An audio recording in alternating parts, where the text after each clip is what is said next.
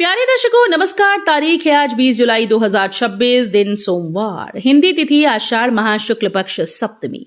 आइए नजर डालते हैं हमारे प्यारे राज्य उत्तराखंड की तमाम बड़ी खबरों पर। वीडियो शुरू करने से पहले कमेंट बॉक्स में जय हिंद लिखकर हमें सपोर्ट करें। तो चलिए शुरू करते हैं। बिगड़ा रहेगा मौसम, 3 जिलों में भारी बारिश का रेड अलर्ट, 3 जिलों में स्कूल रहेंगे बंद।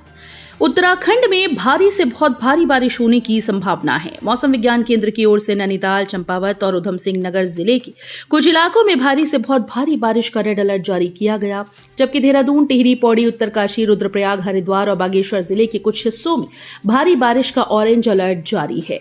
बारिश के रेड अलर्ट को देखते हुए हरिद्वार, देहरादून और टिहरी में जिला प्रशासन ने स्कूल बंद रखने के आदेश जारी कर दिए हैं।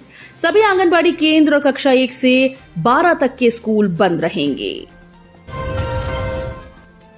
चारधाम यात्रा ने तोड़े रिकॉर्ड, 45 लाख श्रद्धालुओं ने किए दर्शन, मुख्यमंत्री धामी ने दी जानकारी।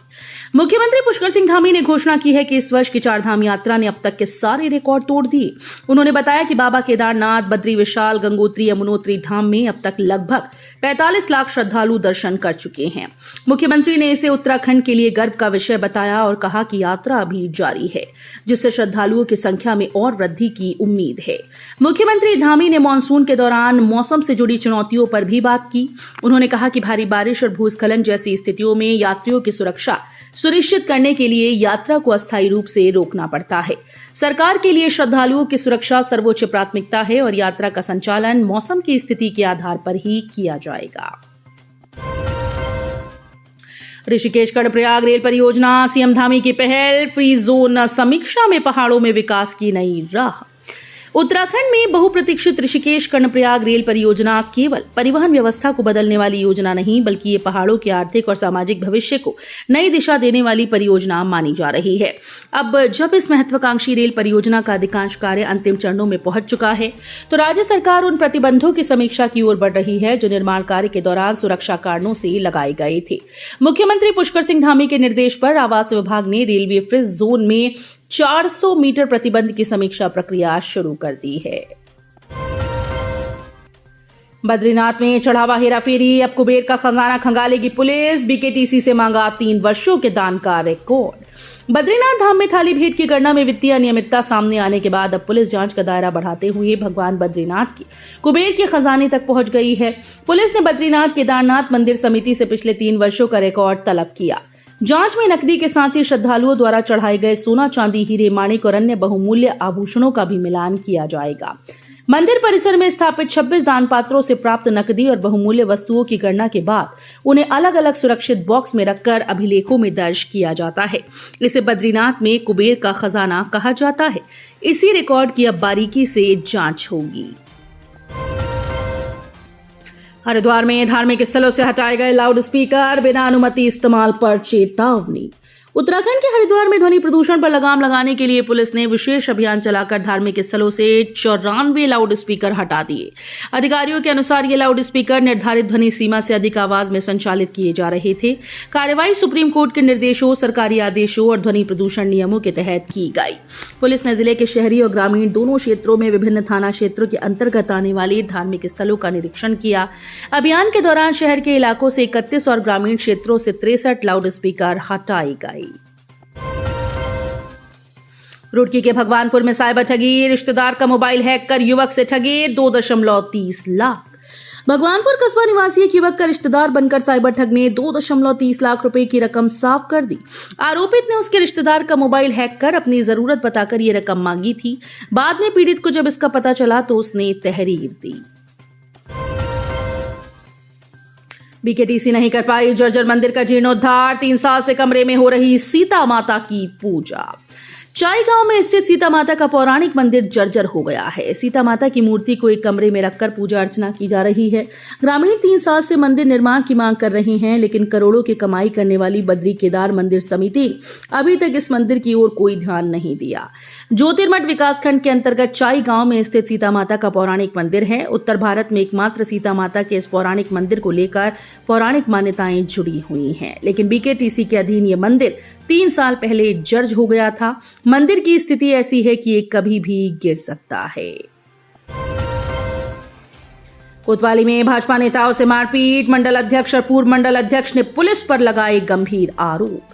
भाजपा से जुड़े 2 युवकों के बीच हुए विवाद में समझौता कराने कोतवाली पहुंचे भाजपा के वर्तमान मंडल अध्यक्ष और पूर्व मंडल अध्यक्ष ने कोतवाल पर थप्पड़ मारने और अभद्र व्यवहार करने का गंभीर आरोप लगाया।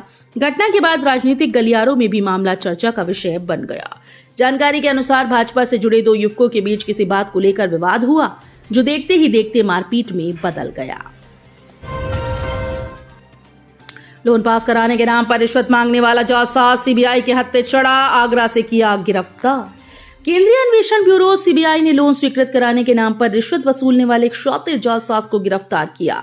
आरोपी प्रभुदयाल उत्तर प्रदेश के आगरा जिले का निवासी है और खुद को नई दिल्ली स्थित पशुपालन व डेयरी विभाग का अधिकारी ऋषि गुप्ता बताकर लोगों से ठगी करता था। मामला उधम सिंह नगर जिले के काशीपुर निवासी शकील अहमद की शिकायत पर दर्ज कराया गया। शकील ने AHIDF योजना के तहत 22.5 लाख रुपए के लोन के लिए आवेदन किया था। दिल्ली में सीएम धामी ने केंद्रीय मंत्री खट्टर से की मुलाकात, उत्तराखंड के लिए मांगी 200 MW अतिरिक्त बिजली। मुख्यमंत्री पुष्कर सिंह धामी ने नई दिल्ली में केंद्रीय विद्युत मंत्री मनोहर लाल खट्टर से भेंट कर उत्तराखंड की ऊर्जा आवश्यकताओं, जल विद्युत परियोजनाओं, पंप स्टोरेज परियोजनाओं, बैटरी एनर्जी स्टोरेज सिस्टम और पिटकुल की ADB सहायतित पारेषण परियोजना सहित विभिन्न विषयों पर चर्चा की। मुख्यमंत्री ने राज्य की विद्युत आवश्यकताओं की पूर्ति के लिए भारत सरकार के द्वारा समय समय पर केंद्रीय पूल से अतिरिक्त विद्युत उपलब्ध कराने में दिए जा रहे सहयोग के लिए केंद्रीय विद्युत मंत्री का आभार व्यक्त किया। उन्होंने कहा कि मौसम विभाग विज्ञान के पूर्वानुमानों के अनुसार एल नीनो की संभावित परिस्थितियों, वर्षा में कमी और जलाशयों में कम जलागम के कारण आगामी महीनों में जल विद्युत उत्पादन प्रभावित हो सकता है। भारत चीन व्यापार पर संकट, चीन में नहीं दी अनुमति, गुंजी से लौटे भारतीय व्यापारी। कोरोना काल के बाद इस बार 7 जुलाई से भारत चीन व्यापार शुरू होना था, लेकिन इसके लिए भारत की ओर से पिथौरागढ़ जिले के गुंजी में ट्रेड कार्यालय स्थापित हो चुका है। 134 भारतीय व्यापारियों को ट्रेड लाइसेंस भी जारी कर दिए गए। व्यापारी गुड़, मिश्री, तंबाकू, मसाले, घी आदि सामान लेकर गुंजी पहुंच गए, लेकिन चीन में प्रवेश की अनुमति न मिलने से व्यापारी अब वापस लौट रहे हैं। कुछ व्यापारी गुंजी में ही डेरा डाले हैं। चीन की ओर से कहा जा रहा है कि तकलाकोट मंडी में भारतीय व्यापारियों के लिए दुकान और गोदाम की व्यवस्था अभी भी पूरी नहीं हो पाई है। उत्तराखंड के 8 वन क्षेत्रों को बनाया जाएगा इको टूरिज्म हब, सैलानियों को होगा नया एहसास। पहाड़ों की रानी मसूरी के नजदीक यदि निजी प्रयासों से जबरखेत नेचर रिजर्व जैसा इको टूरिज्म मॉडल खड़ा हो सकता है, तो दूसरे वन क्षेत्रों में सरकारी स्तर पर क्यों नहीं, वो भी तब जबकि सरकार राज्य में इको टूरिज्म पर विशेष जोर दे रही हो। इसी बुनियादी प्रश्न व विजन को भांपते हुए अब कदम बढ़ाए जा रहे हैं। मुख्य सचिव आनंद बर्धन के निर्देशों के क्रम में अब वन विभाग ने जबरखेत की तर्ज पर विभिन्न क्षेत्रों में 8 स्थलों को इको टूरिज्म हब के रूप में विकसित करने की ठान ली है।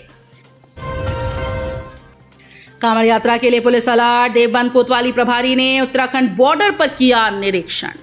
कांवड़ यात्रा को सकुशल संपन्न कराने के उद्देश्य से देवबंद कोतवाली प्रभारी ने उत्तराखंड सीमा पर कांवड़ मार्ग का निरीक्षण किया। ये निरीक्षण उच्च अधिकारियों के निर्देशों पर किया गया, जिसमें सुरक्षा व्यवस्था का जायजा लिया गया।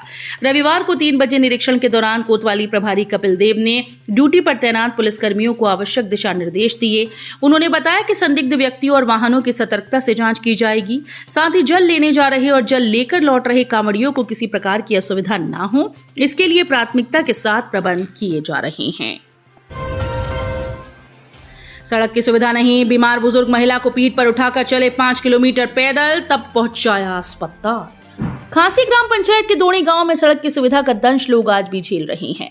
रविवार दोपहर के बाद गांव में अचानक एक बुजुर्ग महिला की तबीयत बिगड़ गई। उन्हें अस्पताल पहुंचाने के लिए ग्रामीणों ने पीठ पर उठाकर 5 किलोमीटर पैदल चलकर मोटर मार्ग तक पहुंचाया। उसके बाद निजी वाहन के माध्यम से उपचार के लिए नौगांव अस्पताल पहुंचाया गया। खांसी ग्राम पंचायत के उपगांव दोणी की 75 वर्षीय बुजुर्ग महिला सुरतमा देवी का अचानक से स्वास्थ्य खराब हुआ। ग्रामीणों ने आनन फानन में उन्हें पीठ पर उठाकर जंगल के रास्ते 5 किलोमीटर की पैदल दूरी तय कर अस्पताल पहुंचाया। तो ये थी उत्तराखंड की बड़ी खबरें। हम मिलेंगे अगले बुलेटिन में, तब तक के लिए धन्यवाद।